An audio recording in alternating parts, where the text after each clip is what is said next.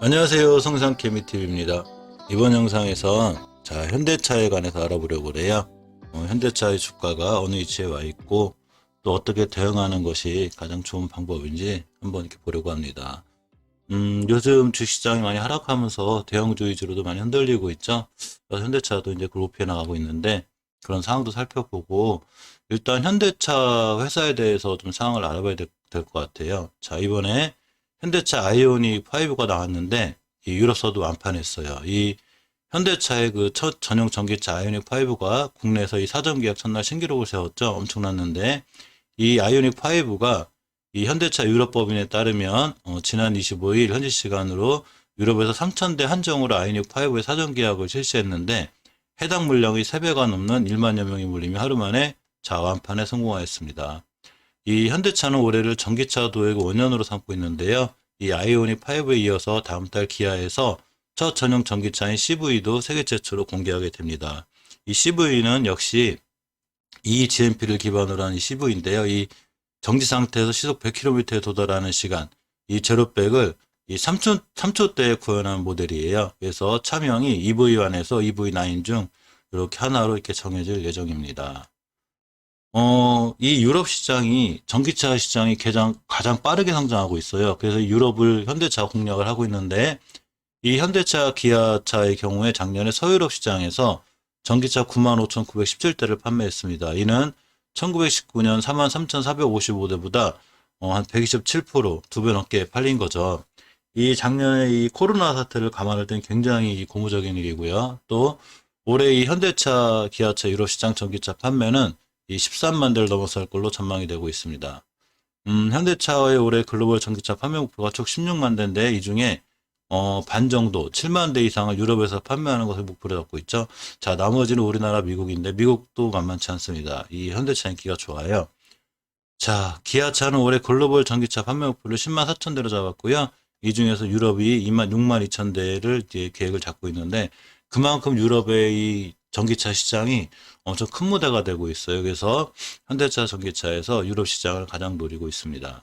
또 하나, 이번에 이제 뉴스 보신 분들은 알지만 이 타이거 우즈가 좀 큰 사고를 당했죠.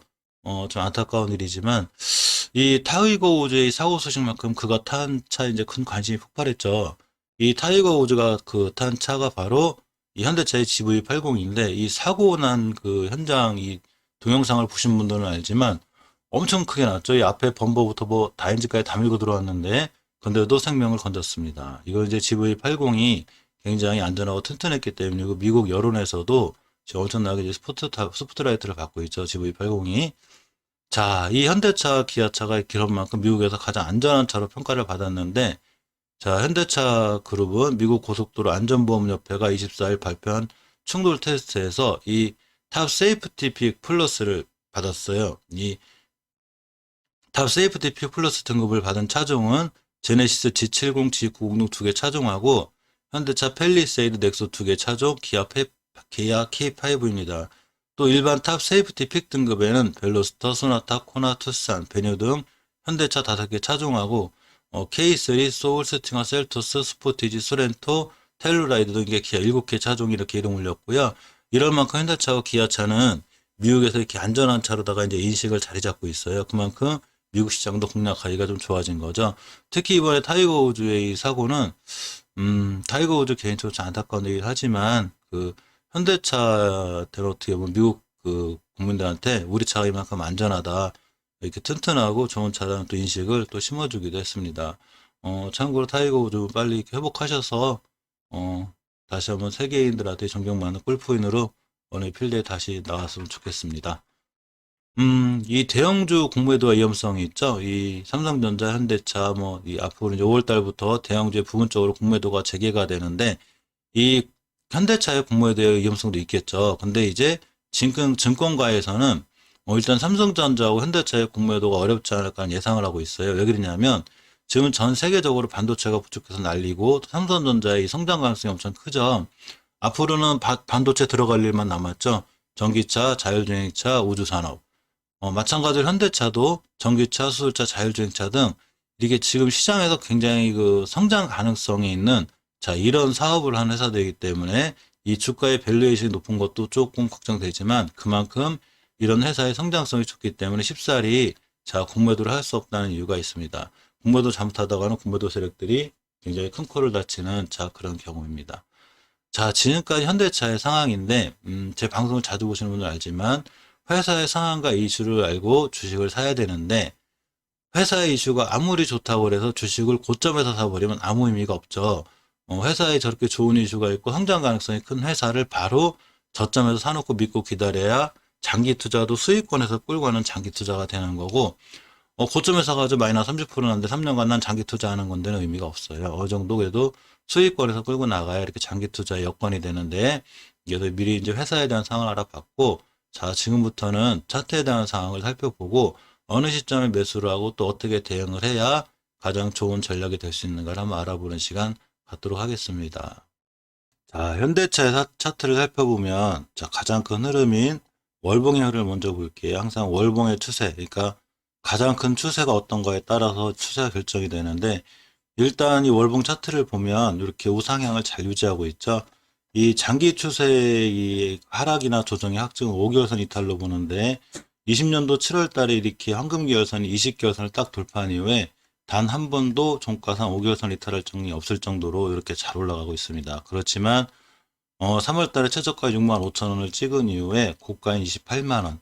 자, 편하게 7만원을 잡아도 47은 28, 4배 정도 올라간 거죠. 그러니까 4배 이상 올라갔기 때문에 또 조정이 들어오는 건 당연한 건데, 주식이 회사의 상황하고 상관없이 이제 차트의 기술적인 면을 꼭 꼼꼼히 보셔야 돼요. 왜냐하면 각종 매물대라든가 또는 이런 게 있기 때문에 그런 걸 맞고 떨어질 자리도 이런 걸 좀 알아두면 좋은데, 이 5개월 이동 평균선이 있어요. 5개월 이동 평균선이 뭐냐면 5개월간의 종가를 다 더해서 나누기 5를 해서 선으로 그려놓은 건데 편하게 5개월간의 그 평균 가격을 생각하시면 돼요.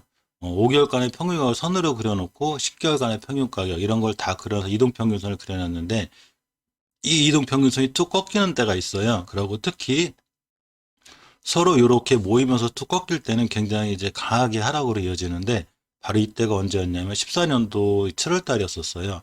자, 11년도 9월 달부터 14년도 7월 달까지 지루하게 옆으로 가면서 주식이 이제 상방으로 갈 건가 하방으로 갈 건가 결정짓는 순간에 하방으로 틀었기 때문에 이렇게 현대차 우하향의 길을 걷기 시작했죠. 그러면서 꾸준히 하락하면서 자동차가 뭐 포화 시장이다 이렇게 되면서 쭉 무너졌습니다. 하지만 자동차의 새로운 시장이 열리고 있죠. 바로 전기차, 또 수소차, 자율주행차들 이런 새로운 시장이 열리는 기대감으로 인해서 예전의 주가를 회복하고 있는데 지금 주가를 회복했다고는 하지만 결국은 2011년도 때 가격 정도밖에 안 되는 거예요. 11년, 12년도. 근데 이렇게 11년도부터 14년도까지 옆으로 가면서 여기에 쌓인 매물대들이 있어요. 이게 변곡점 형태로 나타나는데 여기를 완벽하게 돌파하고 안착을 해줘야 자, 현대차는 여기서 다시 한번 크게 상승이어가고 이제 우리가 보지 못하는 새로운 이 고점과 신세계를 볼 수가 있는데 지금 일단은 이 매물대를 맞고 떨어졌죠. 그래서 회사의 상황과 기술적인 부분을 같이 봐야 돼요. 자, 보시면 이렇게 21년도 1월 달에 꼬리 맞고 떨어진 부분, 그리고 2월 달에도 꼬리 맞고 떨어지고 한 부분이 다 언제냐면 다 이 매물대 속에 있는 거예요. 이 과정을 다 소화해내야 되는데 이렇게 끌고 오면 자, 이렇게가 됩니다. 다 이 안에 있죠. 자, 물론 지금 지수의 상황이 굉장히 안 좋은 것도 있지만 지수의 상황이 이런 거랑 결코 어긋나지 않아요. 지수가 그만큼 많이 올랐다는 얘기는 그 끝에쯤에서 매물대들이 있기 때문에 당연히 차익 실현이 나올 수도 있고 또 악성 매물들이 나올 수 있기 때문에 지수도 흔들리고 무너지는 거고 또 미국의 이 금리 인상 또 채권에 관한 이 금리가 오르면서 이 불안한 시장 요소도 있습니다. 이거를 강하게 뚫어주기 위해서는 그런 악재가 없어야 되는데 그런 악재가 터지면서 이 매물대를 소화하기가 안 그래도 뻐거운데 좀 더 뻐거워졌죠. 자, 그렇지만 어차피 단기간의 조정권을 피할 수 없고 현대차의 이 성장 가능성은 계속 있어요. 자, 근데 중요한 거는 주식이 드디어 조정을 받기 시작했는데 이 5개월 선을 이탈하면 안 돼요. 5개월 선의 가격이 얼마냐면 18만 9천 원, 20만 원대인데 앞에 호가창이 바뀌는 자 20만 원대가 깨지면 조금 불안한 상황이 됩니다. 주봉에서 보시면 이렇게 잘 상승을 할 때는 최초의 5주선을 이탈하지 않아요. 자, 5선 차 타고 올라오고 있죠. 5선이 말 그대로 5주간의 평균 가격이죠. 근데 그 5주간의 평균 가격인 5선을 툭 깨놓게 되면 이렇게 지루하게 조정이 들어와요. 이 지루하게 조정이 들어온다는 얘기는 바로 이렇게 올라가지 못하고 이게 이제 캔들 하나가 한 주짜리니까 꽤 기른 거죠. 이렇게 한두 달 조정이 들어오게 됩니다. 그러면서 다시 5주선을 잘 타고 올라가다가 저저번 주에 그 5선을 이탈했고 저번 주에 5선을 완벽히 깨버렸죠. 자, 이렇게 돼버리면 자, 현대차는 지금부터 조정이 들어오는 거죠. 자, 조정이 들어오게 되면 이렇게 한두 달 또 조정이 들어올 수 있는데 바로 이렇게 10주선을 잘 딛고 조정을 거쳐야 돼요. 이 10주선까지 깨버리면 우리나라 지수도 그만큼 많이 무너진다는 얘기고 20주선까지 밀릴 수 있습니다. 하지만 10주선을 이탈하지 않으면 여기부터 좀 지루하지만 옆으로 갈 수 있죠. 자, 월봉에서 보시면 이렇게 5개월 선을 근간으로 5개월선까지 왔다 가고 올라가고 왔다 가고 이런 식으로 자, 이제 기간 조정이 들어오는 자, 그런 시기입니다. 일봉에서 보시면 이 현상은 더 확연히 보이는데 이 대형주가 어쨌거나 우상향의 기조를 굉장히 잘 유지하고 있죠. 자, 잘 유지하고 있습니다. 잘 유지하고 있는데 주목해야 될 구간이 바로 조정을 거치던 이 구간이에요. 이렇게 크게 상승하지 못하고 여기 요 구간에 있던 거죠. 자, 지금 현대차가 이런 구간 한 번 더 거칠 수 있다는 얘기 어디까지나 제 생각입니다. 예상이에요. 자, 그렇게 되면 월봉이나 주봉에서 제가 변곡점을 설명드렸듯이 현대차도 이렇게 25, 6만 원대의 변곡점이 생겼어요. 일종의 쌍봉이죠. 쌍봉에 대한 위험성은 잘 알죠. 쌍봉 맞고 떨어지면 뒤도 보지 말고 도망가라고 할 정도로 위험성이 있어요. 자, 근데 테마주는 더 위험하지만 현대차는 테마주라기보다는 같이 성장주이기 때문에 이렇게 보시면 22만 5천 원부터 25만 원까지 이렇게 횡보할 가능성이 있어요. 이렇게 보시면 이 구간처럼 이렇게 횡보하면서 이렇게 됐듯이 현대차는 이 구간에서 박스권을 그리면서 당분간 어느 정도 횡보할 가능성이 있고 또 이 박스권을 하단으로 이탈하게 되면 굉장히 위험해져서 밑으로 많이 밀릴 수 있어요. 또 돌파를 하면 강하게 상승합니다. 그렇지만 만약에 박스권 밑으로 떨어져서 밑으로 밀리게 된다면 이 현대차 같은 경우에는 20주선까지 만약에 밀려주면 여기서 분할 매수를 통해서 차근차근 모아가는 전략이 좋아 보이고요.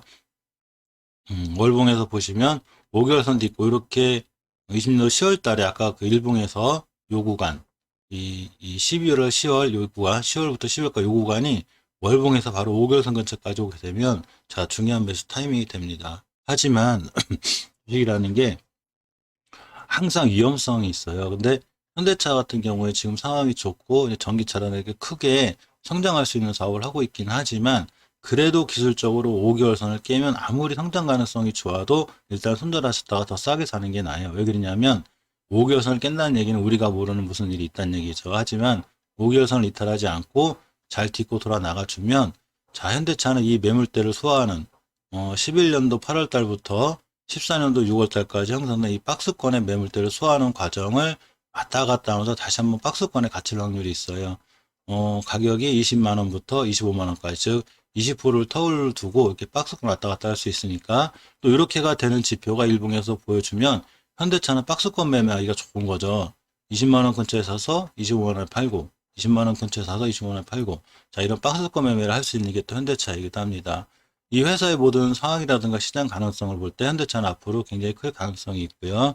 자, 그런 의미에서 주식을 매수해도 좋긴 한데 항상 주의하셔야 될 거는 매수를 해도 좋은데 아무리 장기로 좋은 성장 가능성이 있는 좋은 종목이라 하더라도 고점에 사지 않는 게 중요하겠죠.